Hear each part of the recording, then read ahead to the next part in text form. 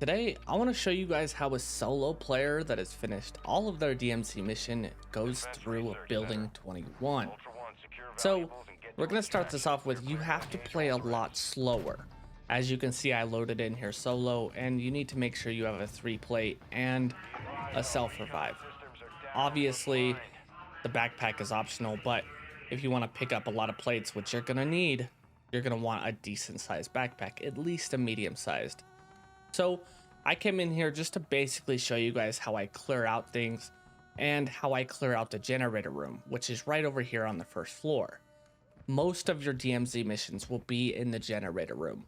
A lot of tier 5 missions, like 2 or 3 of them, story missions, are in the generator room themselves. So you have to make sure.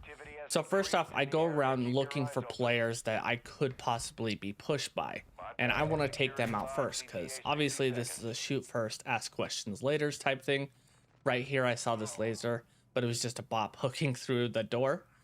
Great game, no bugs. And then I heard some shooting, so I peeked over here, saw a dead person, and I knew someone was over here. So see how slow I play. I wait for them to make things out. And it started with a little bit of lag in the beginning of this match. I'm not sure why. Probably because their servers are absolutely perfect. But who actually knows? I waited here for a second just to see if this guy had any teammates, but I saw his body disappear, so I moved in. Most of the time, you're going to want to just move in and take the plates. That's mainly what you're going for, or self-revives. Because you need as many plates as possible. And I'm going to be honest, you guys will see throughout this video, I think they buffed the bots again. I am not sure. But I just wanted to do a rundown of how I play it. I took in a hemlock, which if you guys watch my videos, you know that is my staple weapon. And I'm going to get a lot of heat for this, but I took in the Oroku shotgun from the Shredder pack. It is a broadside, and I did throw Dragon's Breath on it. A lot of people complain that I use that, but the fact of the matter is that if you're not using it in Building 21, even after the nerf, if someone else is using it, you're going to lose. Always. The shotgun is still very good, especially in Building 21. I can't speak of anywhere else because I've only played DMZ. I don't use it on Ashika or on Mazra, but it's a really good backup weapon to have in case you get into a safety situation. So these guys again pushed me 1 by 1, which is exactly how a solo player thrives. I win the 1v1s most of the time, so it's easy to take down the team. And then I knew that I could take this last person because I've already taken down 2 of these teammates.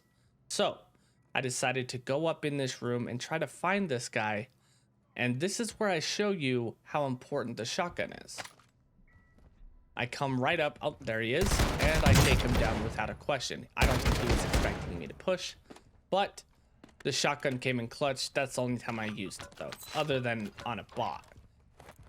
I think a lot of people think Building 21 cannot be done solo, and I would argue you have to be pretty good to be able to do Building 21 solo. Building 21 is DMZ on hard mode. Maybe even extreme hard mode. I don't face many bots because I play so slow. I try to choose my fights carefully. There's a lot of tactic and repositioning and stuff that goes into playing DMZ solo. If you're a solo player, then I'm sure you have started working on your repositioning skills. Or if you're a team player too, positioning skills matter. So I come downstairs because I want to show you guys how I clear out the generator room that you have to get into for missions. A lot of the bots push me. You'll notice one of these bots down here though is on veteran mode. I'm not exactly sure what happened with this bot, but he was on veteran mode. You will see here in just a second. I activated this UAV because I hear the gunshots down there and they weren't shooting at me, so I expected people to be down here, but I never actually ran into anyone, so I'm not sure if the bots actually ended up finishing him. But right there, that bot, that was a bot. That was a bot. That was insane. And then he almost takes me out again. I'm just trying to get away because I have now lost my self-revive and I almost died right there. You cannot just run into a field of bots in Building 21, especially when you're solo. I mean, even with the team, it's risky. But if you hold a corner like I do here and you just take out the bots 1 by 1, they don't tend to respawn as fast because you're not in the general vicinity, or they start pushing you from the vicinity you're in, giving you the option to push forward where you're trying to go, if that makes sense. And the generator room is right there where all those bots are coming out of. So I was just trying to clear out the room and make it so you could do your missions in there. If I was coming into building 21, and most of the time you go in the generator room, you can go in there, hack the systems, and then get into the armory in order to get into the weapons case. At this point in the game, I figured I am either one of the last squads on the map, or I am the last squad on the map, because I haven't heard prox chat and I haven't heard any gunfire for a while.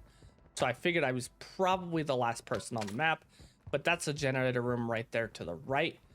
And I go in just to make sure that no one is in fact in there trying to hack systems or laying down or doing something, just to clear it out for sure. But I ended up getting a sweet little exfil out of this. If you guys enjoyed, make sure you drop a like, hit that subscribe button. I will see you guys in the next one.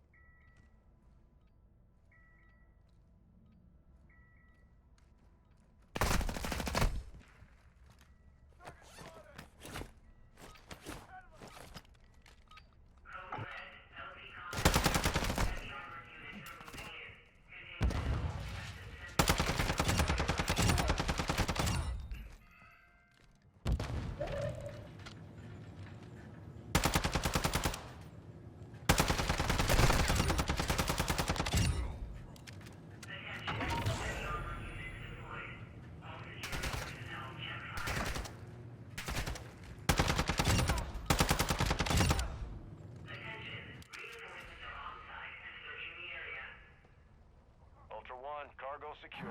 Good extraction.